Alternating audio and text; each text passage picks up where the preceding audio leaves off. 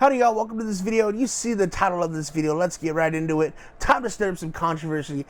This is going to be like an addendum or a video response to RGT85's video about retro collecting being dumb, which I partially agree with him, and there's still some stuff that I felt like he left on the table that I wanted to get out there. And so the main point of it being, just buy the video games. If you really want to spend $100-something on a video game that you're going to enjoy, that you're going to play, buy it. I speak from experience because there's some stuff that I missed out on as a kid. As a kid in middle school, I picked up a PSP. I asked my mom for a PSP for Christmas, and so I went from a Game Boy Advance to a PSP, and I missed out on all the great Pokemon games on there.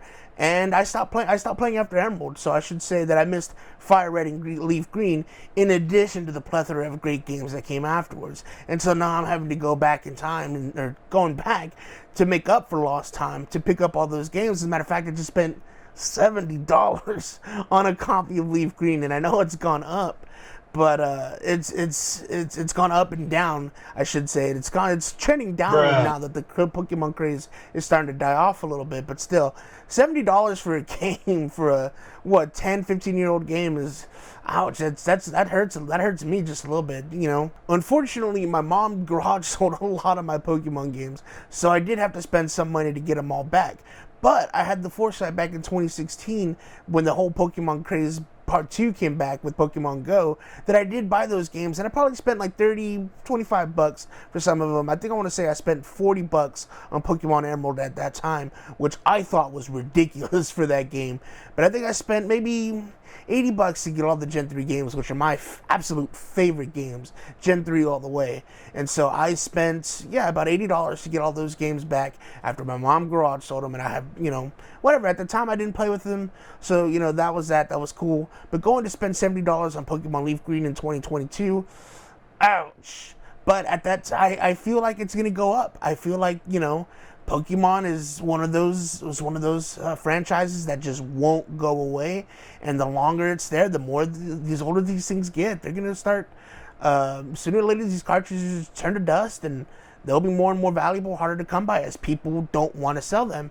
So I decided, bite the bullet. $70 right now, I will absolutely pay for that, rather than opposed to, maybe 2-3 years down the line and it's $100 for Pokemon Leaf Green. So I feel more comfortable that I got in early to get Pokemon Leaf Green right now. And as a matter of fact, Pokemon Emerald that I just mentioned that I spent $40 on is trending about $120 right now. So if you want to get yourself a copy of Pokemon Emerald, good luck, because, man, it ain't coming cheap. Good luck finding it out there. And that's why out there you go out to these garage sales, you go out to swap meets, and people maybe not necessarily that don't know what these things are worth, but they really don't care. They're just like, I want something else here. They use it for barter, they use it for trade, or they sell it to people like you and me who will enjoy the game, or somebody who's definitely going to get their money's worth out of that thing, because those people definitely hustle.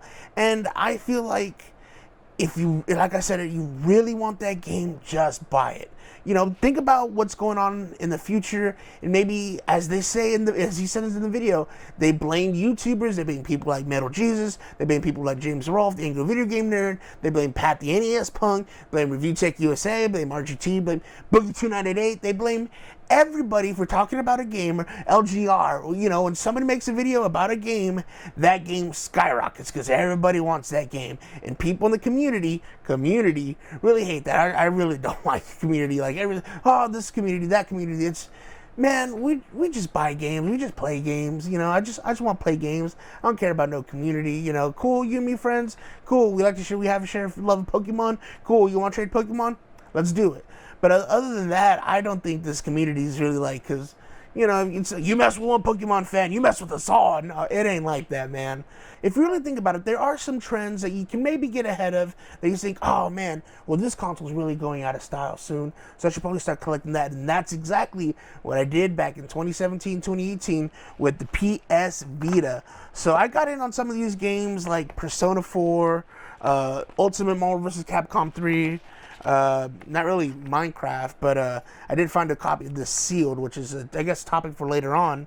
But that sealed games is another entire thing. And look, I have these in plastic cases because I'm that ridiculous about collecting my video games. Like I said, I just said just buy it, but some people, we gotta protect our investment. We want to protect our games, and I'm hardly ever gonna touch this game. I'm hardly ever gonna, rip them out. And the one day I do, it's like, oh, if I feel like playing Marvel 3, I could just play it on PC. If I feel like playing Persona 4, thank goodness, now I can play it on PC. And Papers, Please, which was one of the last limited run games in limited run, that's another conversation for another time that I may or may not have time to get into this. But limited run games, oh my goodness, man. I mean, these games, I've left this one sealed and I put it in the plastic, but there's some other ones that I have, like Valhalla, and one or two others that I opened up, that I played and had an absolute blast with, that I probably wouldn't have experienced any other way. Actually, now that they came out on Switch, think about what's going out of style and what's coming back. So I got ahead of the Vita curve just before it came out, and I paid $120 for a Vita by itself from some kid locally. I remember 120, 140 in some games that I really, didn't really care about.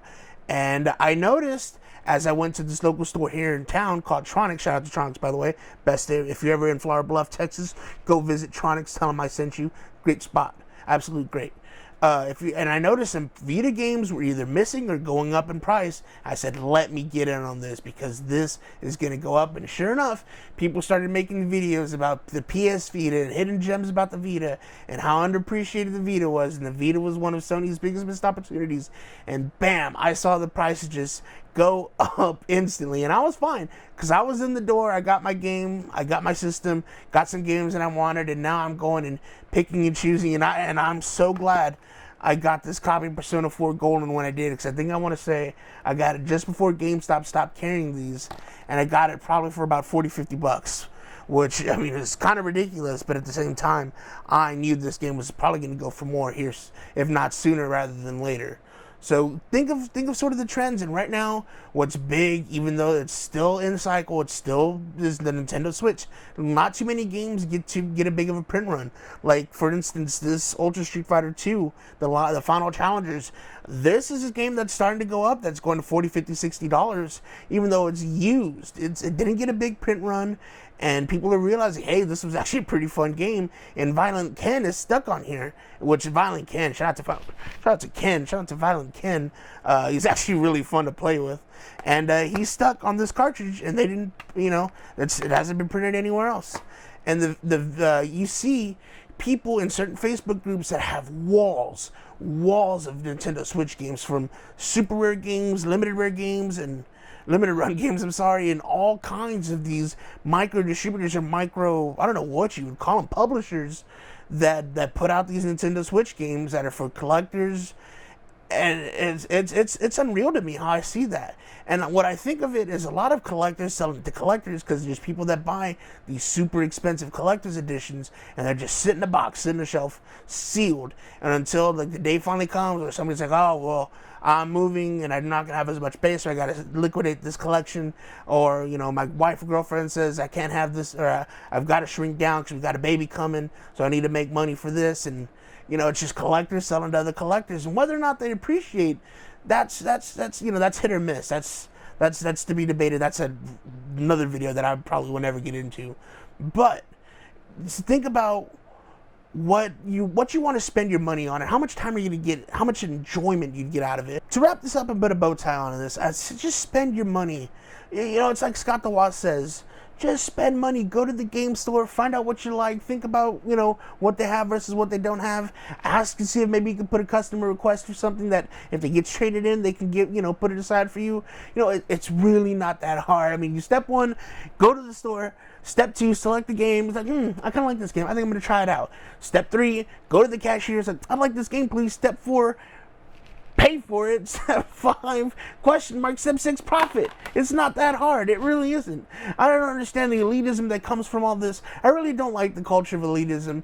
Like, I understand people want to show off their game collections, and some people have some cooler spots than others, and some people work hard at making a really cool space for their video games, and that's awesome. But there's really nothing cool, or I don't want to say that there's nothing cool, but there's nothing, the sense of elitism that people get from this. It's like, I just don't understand it. You know, you're like in a contest, you know, in an ego contest of like, oh yeah, I've got this super obscure game from 1987, and there's only like 3 copies of it, and blah blah blah. Like, dog, who cares? I don't even like that game. Why would I pay you you know, did you play it? Did you like that game? Okay, cool. That's for you. That's not my vibe. I'm not gonna mess with that. I'm not gonna put energy into that. So I don't understand why people pay that much mind to that. You know, the elitism, it just don't sit well with me. I have my video games, and I have my video games for me and my friends to enjoy. You want to play my Super Famicom? Come on, man. Let's play the Sailor Moon game on it. You want to play PS2? Come on. Let's play, you know, I don't know. Let's play Madden 05 on it. Dreamcast, Marvel vs. Capcom 2. Come on, I will slap you around. You know, it doesn't matter. Just enjoy your video games. They're here. They're not here for a long time. We're here for a good time. Because eventually the discs will rot, the cartridges will corrode, and we die. So enjoy them while you got it, and thank you for watching. Thank you for listening. I hope I made sense somewhere in here, and if you like it, please thumbs up and subscribe. I'm trying to make more videos more often, and I was really passionate about this, so this kind of came from the heart, and I hope this made some sense to you guys. Thank you guys for watching. I'll see you in the next one.